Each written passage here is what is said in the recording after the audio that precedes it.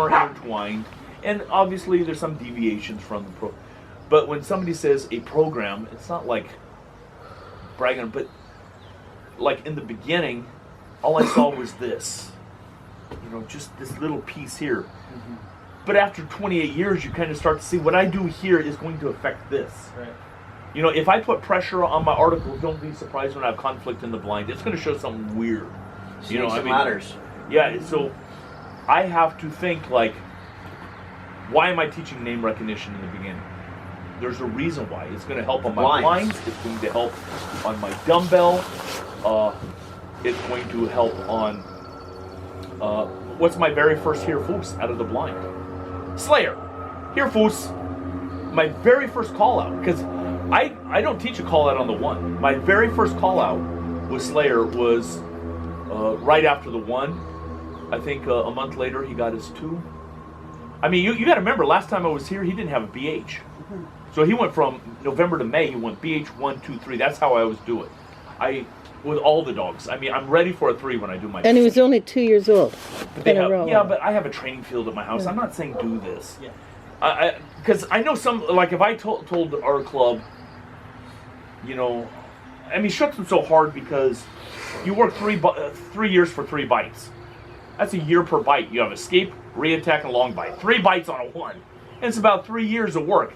That's crazy. I mean, so it's so much work. So some people need to have a bone thrown to them like, I did something, I got my BH. So I tell the club, don't do what I do, because, some people need to see like, I did something versus you're going to have a lot of fun in 3 years from now. That's like, whoa, that's too far. But he already knew 6 blinds and a back transport and all this when I did the BH. So after the 1, he had the components, but you know what? He did not know a call out.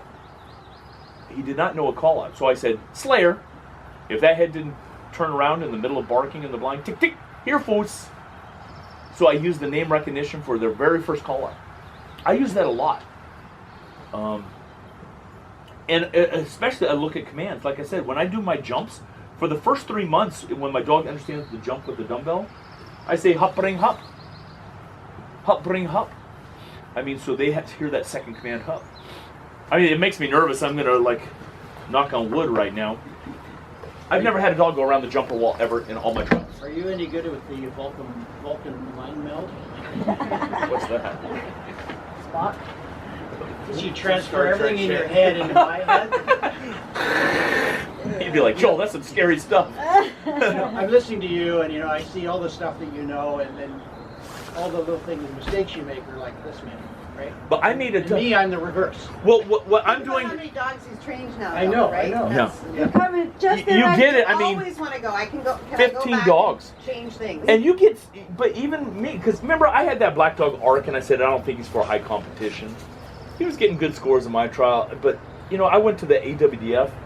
I mean, I get spanked. It was a pretty freaking ugly trial. I think I got like 85 in obedience.